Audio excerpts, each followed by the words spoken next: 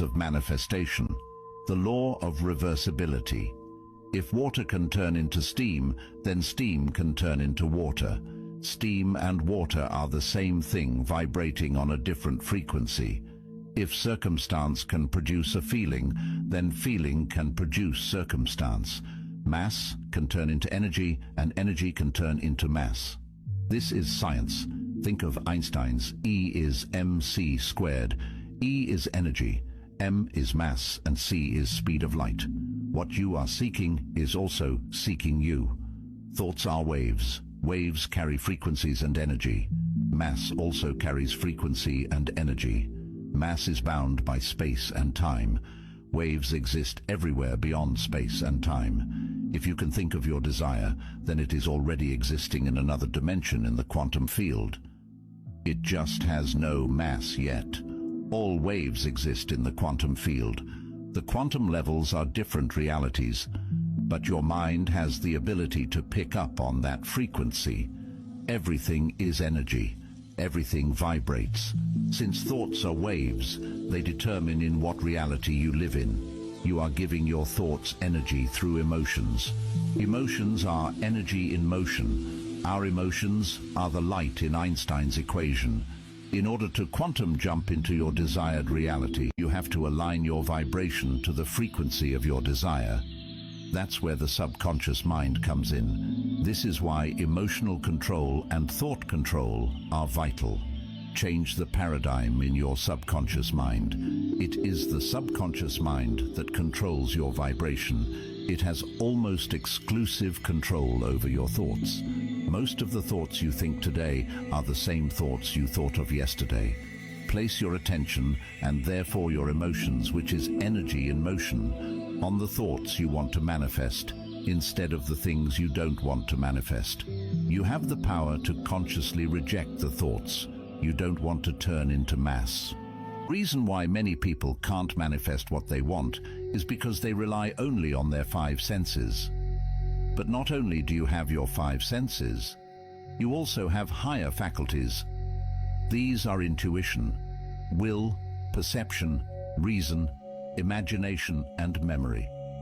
But we were never taught how to use those. We were taught to rely only on our five senses. That means we are letting the outside influence the inside. But we as humans create our own environment. That means what happens on the inside mirrors itself on the outside. The mirror principle. That's why there are whole bloodlines continuing the cycle of poverty and misfortune. Their five senses, which are connected to the conscious, rational mind, pick up on that. Because they are unaware of the fact that their inside mirrors itself into the outside, they accept the things their five senses pick up on. Use your higher faculties to trick your five senses. It is the inside that mirrors itself into the outside. Your vibration determines in which reality you live in. Use your perception. Change how you perceive things. Use your imagination. Visualize the things you want instead of the things you don't want. Get yourself into the emotional state of the version of you that already has what you desire. Always be calm and relaxed. If you are not, it means your mind is in a state of lack and fear. Einstein said, "Match the frequency of the reality you want, and you cannot help but get that reality." You are constantly creating your reality. Start to consciously create the life you want today. I'm sure most of you have already heard about the power of liquids. Take some water or perfume, meditate on it, hold it in your hands while meditating, and speak your affirmations onto it. For example, wealth, success, abundance. Do this for at least 11 minutes. Now, every time you drink the water or smell the perfume, it will remind you of your affirmations. Now think of the version of you that has everything you desire. Act and feel like this person. Thoughts that constantly repeated in your head will produce corresponding emotions. Thoughts that are felt make their way into your subconscious mind, the creative force that controls your life. From there, the energy of that thought's frequency gets passed onto your sympathetic nervous system. This energy is now a part of your DNA and affects your vibration. Your vibration attracts things to you that are in harmony with it. Not only that, your subconscious mind has almost exclusive control over your habits, which control your actions and therefore your results. 90% of your behavior is habitual. Your subconscious mind also controls your thoughts and feelings. Most of the thoughts you think today are the same thoughts you thought of yesterday. Take control of your thoughts and emotions.